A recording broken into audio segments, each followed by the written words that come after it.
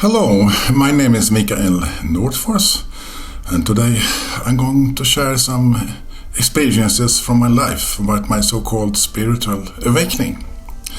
I'm a medical doctor, composer, philosopher and political inventor, and the music you hear in the background I have composed or recorded or produced myself. Is also some recordings of Ravel, Bach, etc. I was born 22nd of December 1958 on the darkest day of the year at the sunset. That's a very special time to get born. So I'm very Saturnian, if you can say so.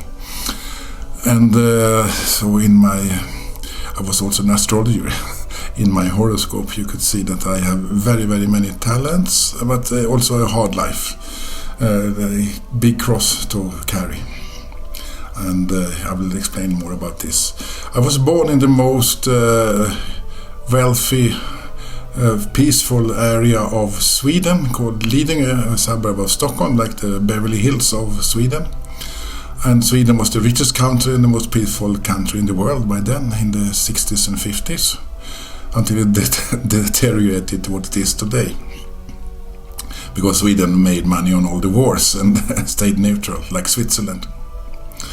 And I had everything served, like on a smorgasbord, spiritual smorgasbord. My father was an inventor, a genius, math genius. Both my parents were math genius.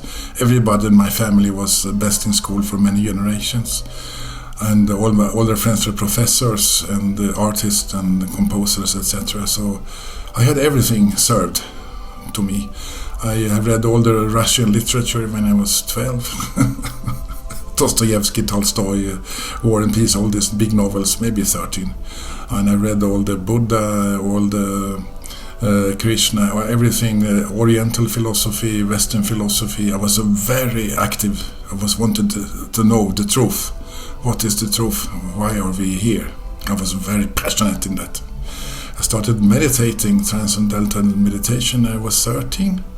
And I met my big master Martinus.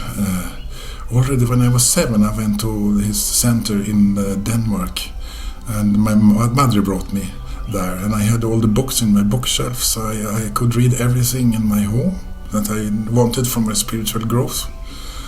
And my grandmother was very inspiring. She was from Russia.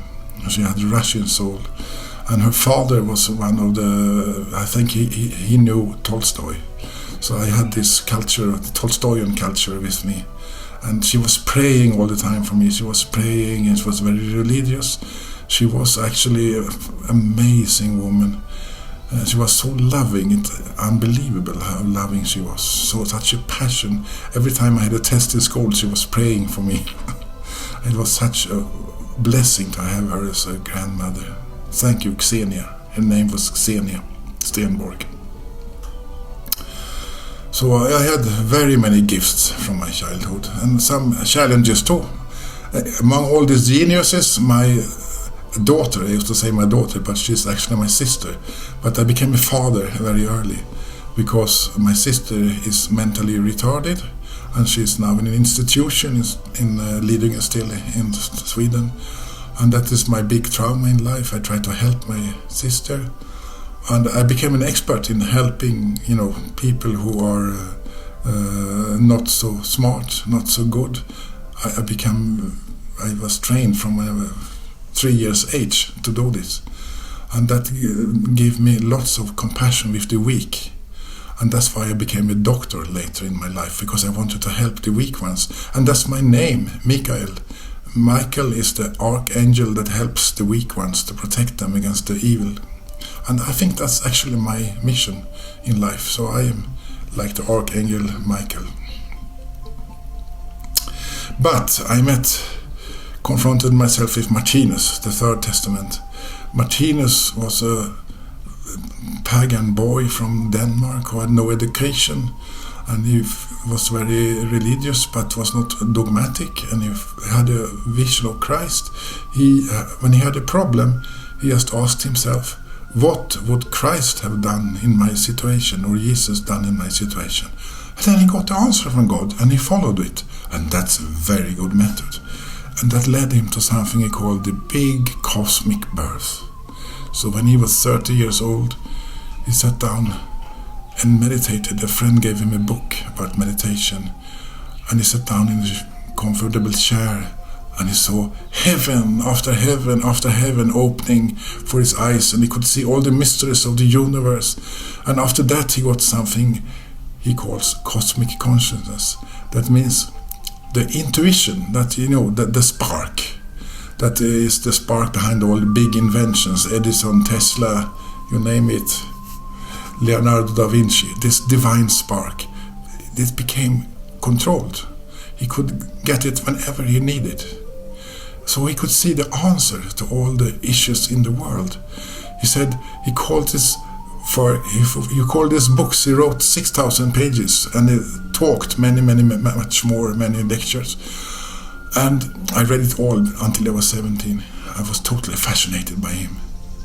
But he says that the whole life is a book. It's like everything you meet every day is God talking to you. But if you're illiterate, you cannot read it. You would only see the syllables. You don't see there's some pattern here. You cannot understand the meaning of it. But suddenly he could understand the meaning of everything he met. That's the intuition, and that's like one of the ground principles of the universe, and that became part of him. And he saw how Christ-like being came into him and took possession of him, and he became like Christ consciousness himself. And he started, and it was very overwhelming for him. And it took 10 years for him to adapt to this new reality. And then it was 1921. In 1930 he started publishing his book, Livets Bok, the Book of Life. And that is the Book of Life, where you can read the syllables of life in every situation. You understand the divine meaning of everything that comes to you. You understand that everything you meet is a divine caressing all the time. That's the stage of cosmic consciousness that he got. And one of his pupils was Niels Bohr, the world famous father of quantum physics. He used to go to Martinus lectures. So totally uneducated peasant was educating Nobel Prize winner Niels Bohr in Denmark. Isn't that amazing? I remember I was a volleyball player, so I used to play, and I was playing, and I was a very good sportsman. We are a very strange family, my family. We are both nerds and sporty. So my grandfather was a Swedish champion in 400 meters. I saw a gold medal. He was participating in the Olympic in 1912. I was an elite volleyball player and was a very good football player too. And when I was 17 years old, I went on a holiday to Italy, Algeria and Tunisia with 3 of my friends in a small car, a Volkswagen Beetle. And when I was in Rome, I remember I went to the St. Peter's Church, and I thought, this is really the home of the evil. I had a feeling this is the evil place of the world, the evil center. This is where all the egoism, all the Lucifer's pass. And then we slept just beside the Colosseum, my friends and me, in a tent, which was very stupid. And I was robbed of all my money, and my friends were so nice, they lent me money. But it was like a shock for me. And the shock created like what Martinus calls a cosmic glimpse. I got a glimpse of cosmic consciousness in Rome, 1974, I think it was. And I could see that everything was perfect. Everything was amazing. Not an inch, nothing was wrong in the universe. Everything was God's love. And I had a total ecstasy inside, peaceful ecstasy for 5 days. And I could see everything. It was amazing. It was so amazing that I even took a photo of a dog shit in the desert in Tunisia.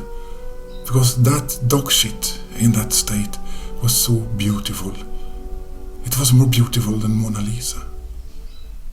So there's an old saying in Swedish, it is skönheten är i betraktaren. The beauty is in the spectator. If you can see with God's eyes, everything becomes fantastically, enormously beautiful. It's transformed. And you're surrounded by an immense love. And this love is much greater than sexual orgasm. It fills your heart totally. It's like 1,000 orgasms, 1,000 peaceful orgasms. It's enormous, fantastic. It melts you down. And that experience changed my life. From that on, I only had one wish. Follow thy will.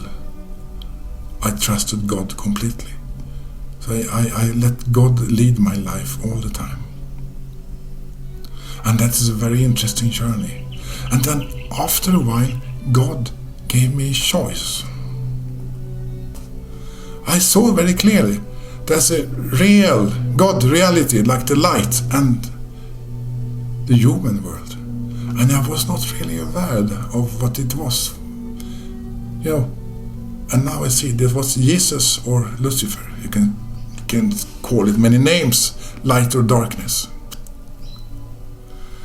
And to stay in the light, I had to abandon everything. And I was only 17 years old. I hadn't made love yet. I had no girlfriend yet. I was a virgin when I experienced God. And I was very interested in sex. Like all boys 17 years old are, this organism in this planet. And I'm a very loving man. And I think I come from a planet where everything was love. And of course, in this planet, if you love someone, they knock you, they say you're bad. And in my planet, if you don't love someone, they say you're bad. I mean, I couldn't adapt to this planet. I was traveling all around the world with my family because I was looking for my home. I've been looking for my home, for my home, for my home, for my home. I feel like a homeless being in this planet all the time. And I created a family. I have 6 children. Maybe I will have one more. And 7 grandchildren so far. And I learned everything about divorce and marriages. And it was like I had to... I understood everything when I was 17. But it was like a field. You have to shut off the water and dig the channels. And then you can shut on the water again if you want a field to be fruitful. So, I had to shut off the water. I started having lectures when I was 17 on Martinus, and they were very successful. I was the most successful Martinus speaker in the world, I think, actually at that time, except Martinus. He still lived then. And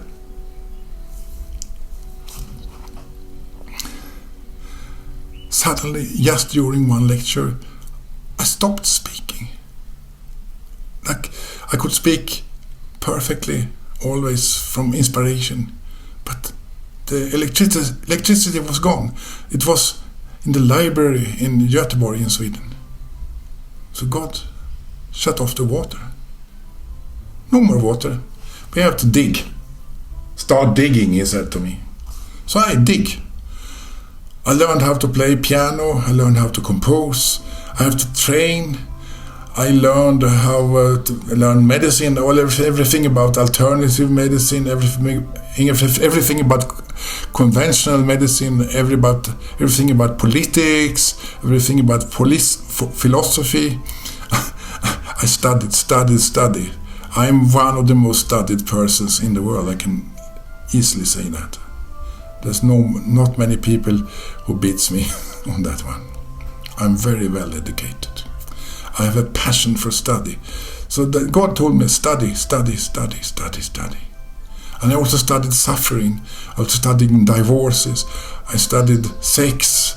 I studied family, children, everything. I had to know how this earth works, how this culture works. Because I'm not from this culture. I had to get a lesson. I've come down to you to teach you. For me, everything that for other people is totally advanced, it's like 1 + 1 is 2 for me. But I also have some other non-talents. I'm totally terrible at decorating a home or, doing practical things. It's not my thing. In where I came from, we didn't do these things. I've never been jealous, really, in my life. Jealousy is not my thing. But so many people are jealous of me.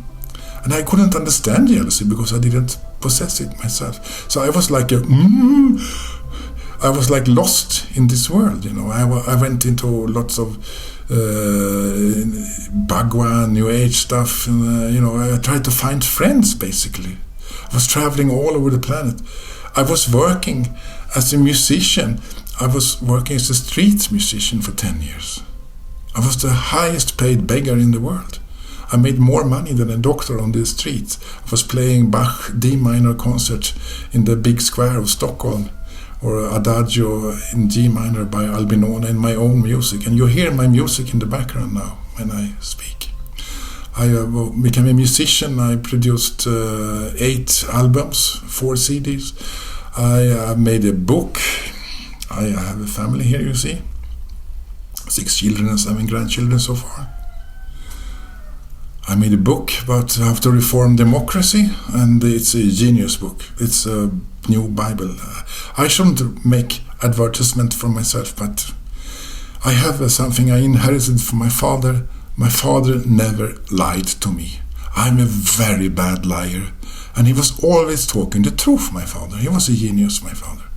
He was actually a rocket scientist from the beginning, and he was amazing. But he was also a very humble man. And I remember I made one, I have a fantasy, and that is to get a Nobel Prize and then to receive it in a training outfit. Just like my favorite pianist, Friedrich Gulda. Friedrich Gulda used to play in the Wiener Konzertverein. He was the best Beethoven, Mozart interpreter ever. I play very much like Gulda when I play. If I would play only piano my whole life, I would be like Friedrich Gulda. He's like my soulmate. And he also played naked, I heard. And he played the Chicorea and Keith Jarrett. I actually played naked when I was 16 years old in the high school. There was a talent, show. And everybody wanted to dress up like a famous rock band and like Alice Cooper, devil worshippers and such things. And I said, I want to do something different. I want to stand out. You know what I did? I went on the stage, naked only shows. And I played 12-tone music, very naked music in front of the whole audience. And then there were big applause. And my parents were very, very, very, very embarrassed. And they came, how can you do this, Michael? And then everybody came and congratulated me. Fantastic, fantastic. And I was on the headline of the local newspaper next week. Nude pianist was the headline. That is my little anti-establishment thing I got from my father. He was the super genius. He was the best in school. He was embarrassed because he got all the stipendiums. He was best. He was a genius. But he wanted to cut wood in the forest. He didn't like all this bourgeoisie, fancy stuff. So I got this inheritance from my father. I was never good at dressing up myself. And I couldn't get any girls until I found out you just had put a nice leather jacket on and then you get the girls there.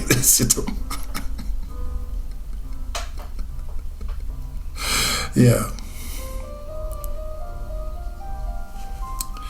That's a little bit about my life. The problem was that until I was 20, something like that, 22, this break when God took away the water from me, I could really see very much. I had a fantastic connection to God until I was 22. Then it was broken. I had to stay alone. I had to suffer. I had to be a normal human being. And it was very strange, because when I was young, I was the super talent in school. All my friends in school, I'm from the elite place. They were head of the TV station, they were the professor in Oxford, blah, blah, blah, blah, blah, blah, blah, blah, blah. The superstars, all my friends. And I was the superstars among the superstars, and I'm a fucking... I'm a social welfare case. I don't have any money. I will come back to that later. What happened? It's like suddenly everybody thought I would be a big star. But then when I did something good when I was young, I was rewarded. But after 22, when I entered into medical school, I got like a vision. I started studying medicine. I want to become a concert pianist. I was trying to become a concert pianist, but I had some little mental error. God gave me some error in my brain, so I was played a little bit wrong when I played. I had an enormous passion, but I made some error when I played. So I didn't get it into the conservatory. That was my dream. Instead, it's really like God told me, you must become a doctor. A doctor. Please, God, don't give me this cross. I really told this to him. Having to read like a phone book for 5 years and only work with depressed, sick people. Do you really want me to do this in this, I didn't know then, satanistic medical system? That is my cross. Yeah, you have to be a doctor, God said. I went, okay. I decided, I studied medicine. I had highest degrees in all subjects, of course. So I came into the medical school, and it was not even enough to have highest degrees in all subjects when I was applying for the medical school. I also had to get a lottery, and the lottery put me into medical school. I went into the medical school, and I continued to be good. I was the best. As always. But suddenly, I started questioning things, Hello, this doesn't work, I said in the school. Now he asked a question again, this boring. Everybody was just taking notes, and I was questioning things. And that was not popular. But actually some teachers liked it. Because, sometimes the teacher made an error, and I said, what's wrong? And everybody was noting it, and I said, no, this is, okay, I correct it. Everybody else was just following orders, but I was thinking myself, because from my background, I have this attitude that if I don't understand something, I know I'm the most clever guy, probably one of the most clever guys on this planet. If I don't understand something, it's probably wrong. So nobody can convince me of anything unless I really check it. I have to check it into the nitty-gritty details. I'm very, very, very, very, very scientific in my mind. And Martinus is very, very scientific also in his mind. And I've actually found some errors in his work too. But we'll come back to that later.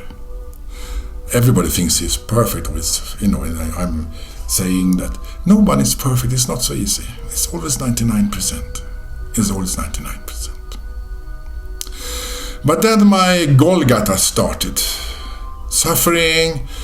I got married, and my women thought I'm crazy because I'm not like the others.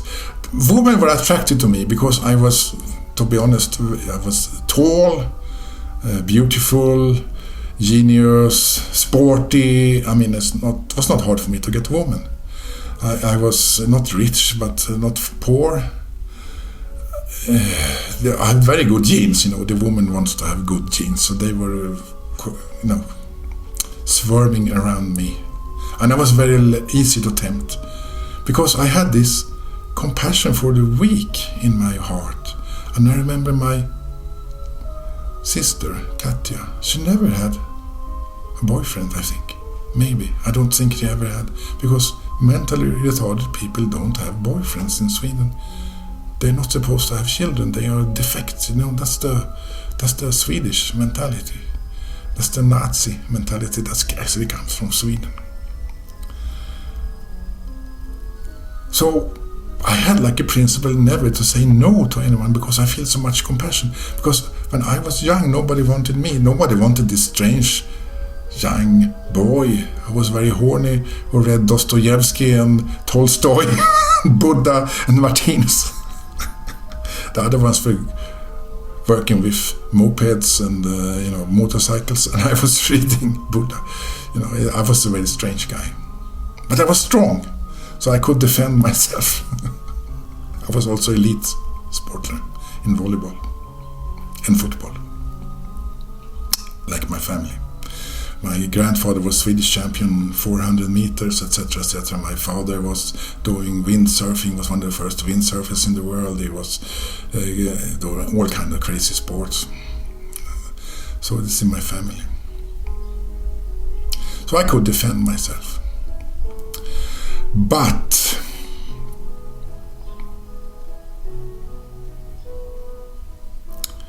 this changed my life. Because suddenly when I did the good things, I was punished. I became a doctor. I was a musician for 10 years. I was playing as an organist. I was working as a church organist when I studied medicine and made extra money. And then when I finished my medical exam, I got a crazy idea. Why don't I play a Bach concert in the middle of the town with an electric piano and a recorded orchestra? And I started doing that, and it was so successful. So I made more money than a doctor, and I could live all my dreams, travel around the world with my family, because I loved my family very much. I went to Samoa, all over. I wanted to see my home. I could never find my home. I was looking at home. I'm like E.T. E.T. go home. I always felt like E.T. go home. E.T. go home. That's been I always felt like a refugee my entire life. But my medical career I thought would be fantastic, but it was the opposite. I wanted to become a psychiatrist. I thought psychiatry was the least corrupted. I thought there were some nice psychiatrists out there. There are some nice psychiatrists out there, but there are very few. Like if little percent of psychiatrists are good and 90% are stupid.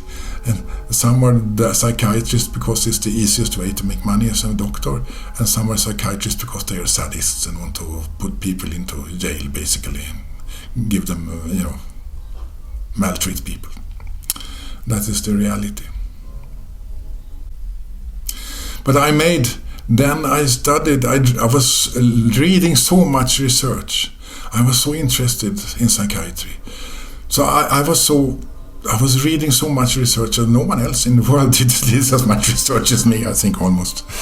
And I put all the summaries when I was traveling I had a long way to work. So I was like 2 hours a day I was reading research and put all the summaries in my little pocket computer. And I put it together, and this was the start for a new medical science. I can see it now.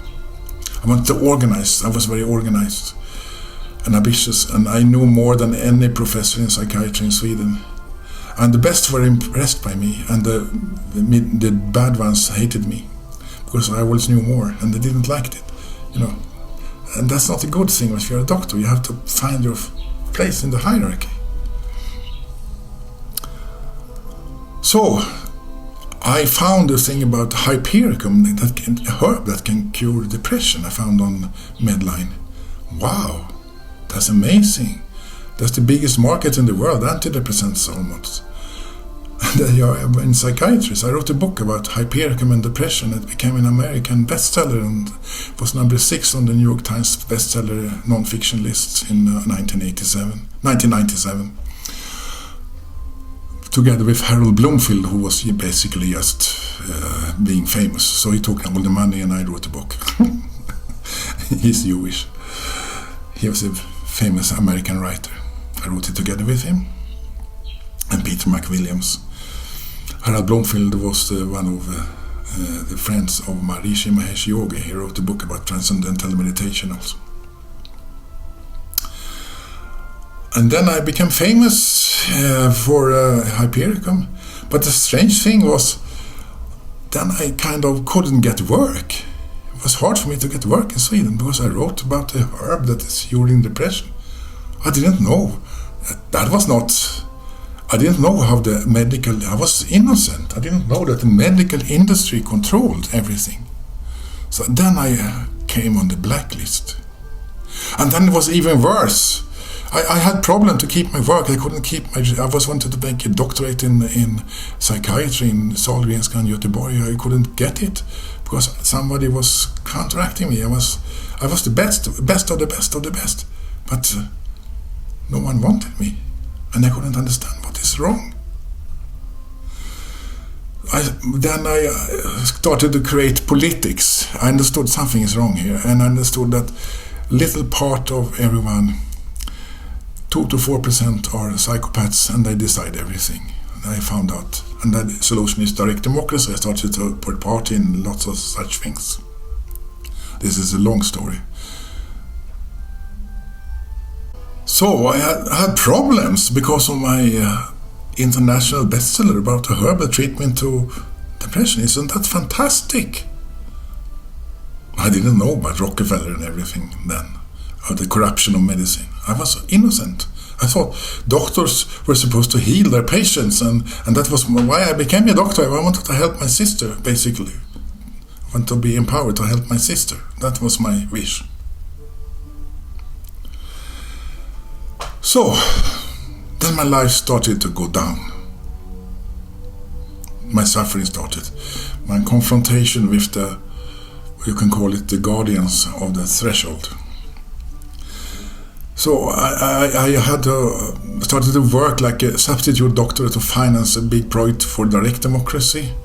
And I was invited to presidents and United Nations and many things. And I wrote a book about this, and you can read my book. I don't not say everything now, but in the end, I learned how to heal back pain by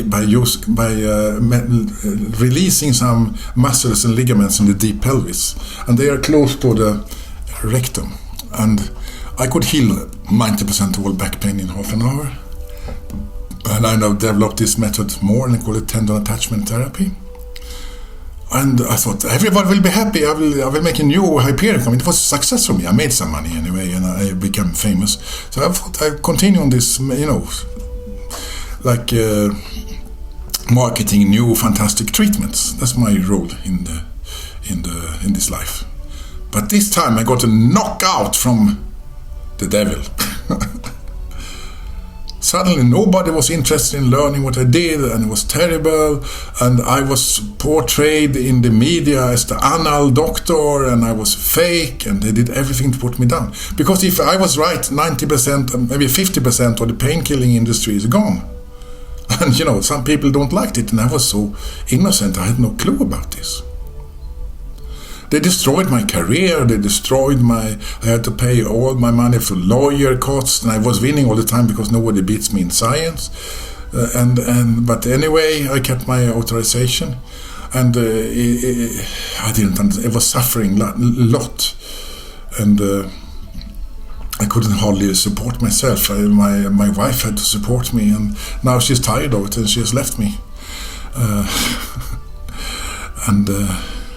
So it's not easy to go against if you want to heal your patients, you are a criminal in our world. And I didn't know that.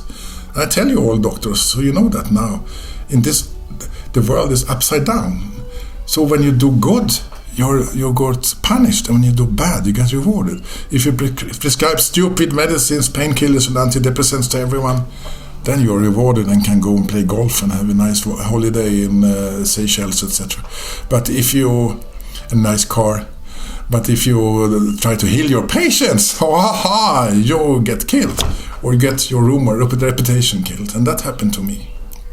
So I was in a big crisis after all these things. And then I was working actually as a substitute doctor in the addiction clinic in Göteborg, and then a guy came to me who was a heroin addict for 26 years. He was like a mafia king, and he wanted to quit heroin. And another friend told me about a herb called iboga, and you can quit heroin in one day with iboga, without abstinence and without withdrawal symptoms. Wow, that's fantastic.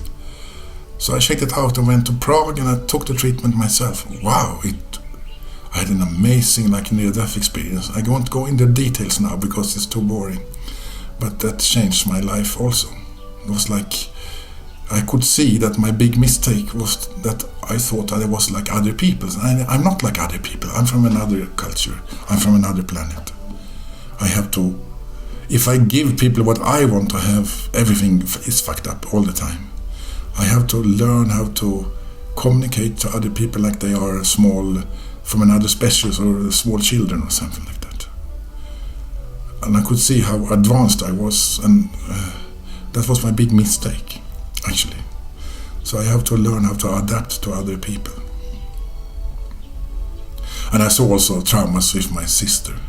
And when she was taken away from me, it was like my whole life was like therapy. Someone wrote a book called 10 Years of Therapy in One Day about iboga. I made a video about iboga also. You can see it in the description here. So I will start an iboga clinic here in Tanzania now. You're welcome to come. It's God's plant, I call it. It helps you to connect with prayer, etc. And this guy who came to this clinic in Prague, he is free from heroin ever since 2006. I also got a tick bite, and that made me got Borrelia, and I had been treating that for many years, and I was tired and had all these symptoms, pain in the muscles and stiff, all these kind of things. And then I had a hip operation in 2021, and I forgot to take my treatments, and the Artemisia, that's a very good herb, was forbidden in Sweden. I couldn't take it anymore. And it got worse and worse and worse. And I started to have attacks. I couldn't move.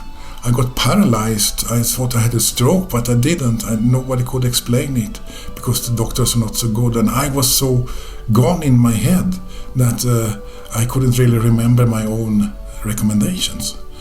And I was talking for the political party for direct democracy, Knapptryckarna, in August in 22 in Malmö. And when I woke up on a friend's place where I was sleeping the next day, I couldn't move. I took an ambulance to the hospital, spent 3 days there, until I found out that cortisone helped. I could walk. I took cortisone. I couldn't speak, I couldn't walk. I was angry on my wife that why didn't you visit me? But she visited me, I forgot it. I was totally gone in my head from this infection, whatever. And then I thought I had ALS. And I noted that medicine that is an anesthesiological compound was actually approved for ALS by the FDA. I took it, and then I didn't have these attacks. But then, and that medicine also gave some visions. And I had more and more visions coming, and I had like a process of cleaning out all my darkness inside. All things that I found out, the shame of being loving, for example. I've always been a very loving being, but being loving in Sweden, they are crazy if you're loving. You're supposed to be a robot in Sweden. If you're loving, they don't like you. And if you're open, they don't like you. You have to hide yourself. And if you are So, and if you think you're special, they absolutely don't think you're special. Everybody has to be average in Sweden. So I saw how I felt guilty because I was good, basically. I don't have any sin in me, really, when I was born. I'm very pure being. But I took on many things from society that kept me down and kept me depressed. And I could see this before. But I felt something was exploding inside.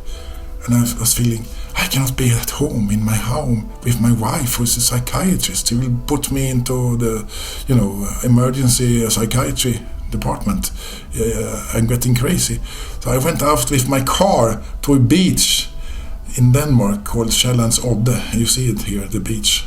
And it was a fantastic evening, the 24th of August, 2022. And I was sleeping in my car. It was a car I could sleep in. And I had the same experience, a similar experience to Martinus. It was like heaven after heaven was open to me. I was screaming from ecstasy, alone in the beach. Nobody heard me for 6 hours. It was so amazing. And I could see eternity. I could see that we're all eternal beings. And everything compared to eternity is nothing. So we have actually all met, and billions of times, all of you. I know every one of you very well. Because if there's a chance I will meet you and we live for eternally, of course we live eternity. There is no other version. If we're not eternal beings, we cannot exist. Then we would be dead already. Even if we live a billion years, that's nothing compared to eternity. We'll be swallowed by eternity like a frog swallows a small grasshopper or something. So, it was amazing. And I had the same experience like Martinus, that I could see the answers of all questions and everything I said was truth. And it was amazing. And I thought, everybody will love me now when I have these talents. I went home to my wife, but she didn't recognize me. Who is this? She said. I don't want this man. I cannot control him. Or something like that. And she didn't want to touch me. And all my friends thought I was crazy and they left me. And only some people I thought were crazy, they loved me. And every stranger I could connect to, no problem. This was like upside down. I was shocked. I was kicked out from my house. And my children didn't want to speak with me. It's very, very... I've also felt like this is like a shock. This is like a big light shock, For Martinus, it took 10 years before he started having lectures and going public. You have to adapt. It's like getting birth. You have to learn to walk. And I could literally not walk because I was paralyzed almost. I could only walk 100 meters very slowly. I had to use a wheelchair. I thought I had ALS. And I went to the hospital in Herlev in Copenhagen to be investigated if I had ALS. And after being there, to the neurologist, I went to the elevator and I passed out in the wheelchair. And I spent 5 hours passed out in the wheelchair, near death. I had almost no oxygen in the blood. I checked my blood values afterward. My oxygen levels were very low and I had compensatory metabolic alkalosis. It means I had almost no oxygen in my blood and lots of carbon dioxide. I had carbon dioxide narcosis, it's called. I was near death. And this was from the infection. But I don't think it was only from the infection. I think it was also from 5G, because I had a brand new 5G phone on me that I got from a friend. And I didn't shut off 5G. And I can feel a big difference between being in Africa, where I am now, and in Denmark I could never sleep good. I was feeling irritated, strange, and I think it's because all these EMF disturbances. Here in Africa is very much nicer. And then they discovered in the hospital that I had a positive Borrelia test.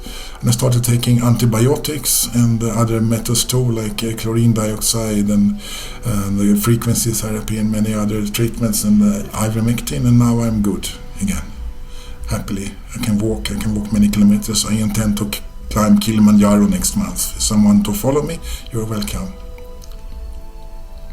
So I'm gone from wheelchair to Kilimanjaro. And I now have this ability still. whenever I see a problem, I can find a solution. And I found a solution to the Heisenberg things with matters particle or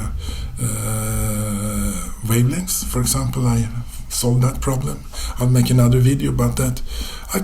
Whatever I look into, I can find a solution almost. But it's not so easy, and I'm sometimes wrong, and I need help. And praying is very important, that you connect with God. Let His will be. And then you have to have faith, you have to follow God. God told me, go to Kilimanjaro west side, that's the safe place for you, because now there's a big war coming, a big catastrophe. And that's needed to turn this evil society that is ruling the world with the COVID-19 bullshit and all the wars constructed by the bankers and the banking system, all this corruption. It's falling apart, and it needs to fall apart. And God told me to go to Kilimanjaro, and I followed him. And I found my friend Per Eifler, who is also a similar doctor like me. I did everything, was a Tibetan abbot, a doctor, a Chinese doctor, Hawaiian doctor, windsurfer, sporting guy, also 6 children. Very similar, and we are friends now working together here to build a new community here in Kilimanjaro. And he taught me the importance of Jesus, because for me, praying to Jesus, I use the same method as Martinus. I ask, what would Jesus have done in my situation? I get the answer. And that is very helpful. And Jesus is like a secretary of God, they say in Africa. It's a bit closer. I explain it in my other videos. It's very helpful to pray to Jesus and ask Jesus for help. And my vision is to create a society here. This is the view you see in the picture on the side of Mount Kilimanjaro. And I have a hotel I can use where you can welcome to come. I'll pick you up at Kilimanjaro airport. And we will start the fourth testament, I call it. We will create a new integrated spiritual, medical, political, economic, biological and physical science based on liquid democracy. And I there are many people getting enlightened now, or getting this cosmic birth on the earth. And I invite you all to come here and work together with me and survive the cataclysm, or the doomsday, because it's coming. And this is a safe place. It's 1,500 meters high, no tsunami. It is perfect climate, 25 degrees, sunshine every day, good soil, good water, nice people. It's the paradise on earth, if you have money. And I want to help all people who are getting, it's not easy, this cosmic birth. You need help, and I will help you. I will help you, I promise you. And we can do iboga treatment for addictions or for depression. Iboga cures depression in a couple of days, or anxiety. It's like the plant you can use to connect to God, the prayer plant. It's the antidote. I made a video about that. The antidote to morphine, alcohol, all of these addictions that the mafia uses to keep us controlled. The main trades for the mafia is drug trade and slave trade and war and banks. And we can create free energy and such things, and use cloudbusters to create a good climate. That's I know the guy Jens Demé, who did experiments successful creating rain with this cloudbuster from Wilhelm Reich. And this can be a spiritual refuge and shelter where we can survive the Third World War. And I invite you all to come here, and it's very cheap to live here. If you have a pension, it's no match for a Western pension. You are like a king here. And if you have some spare money, come here, because this world is falling apart, and we are supposed, the 100 messiahs, this is the return of Christ, or Messiah. It's not one Messiah, there will be at least 100 messiahs, and we will all be messiahs one day. And we all have to work together. And I'm not perfect. Don't believe everything I say. Criticize me, and I will gladly take your remarks and correct it. We have to work together against perfection. And I invite you all to come here. Thank you for me.